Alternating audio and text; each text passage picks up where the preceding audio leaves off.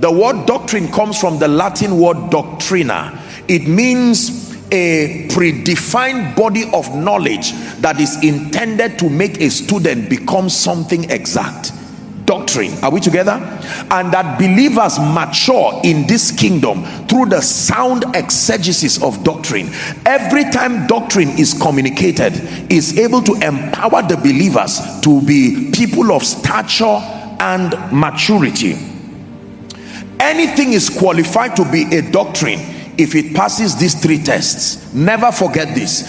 Anything that cannot pass these three tests is not qualified to be called doctrine. Number one, that subject matter or that thought must be captured in the Old Testament. It must be a subject that was captured in the Old Testament. That means you must be able to find scriptural references where that subject matter was discussed and engaged in the Old Testament. Test number two, Jesus in his earth walk must have taught that subject or acted in keeping with that subject.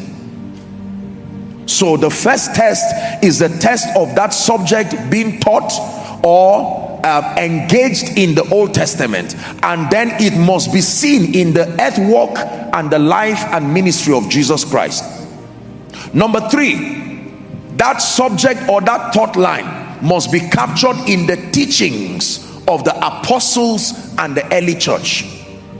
So any teaching that was not captured in the Old Testament, any teaching that was not captured in the life of Jesus, who midwifed the old and the new, any teaching that was not captured in the life of the early church and the apostles, does not qualify to be doctrine. It can be a supporting opinion that a prophet had.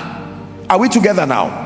So we can have the authority to deal with a subject using a doctrinal stance if we can find that subject taught or references made to that subject or that thought line in the Old Testament. It must be a subject that Jesus spoke about, and it must be a subject that we saw discussed in the life of the apostles and the early church.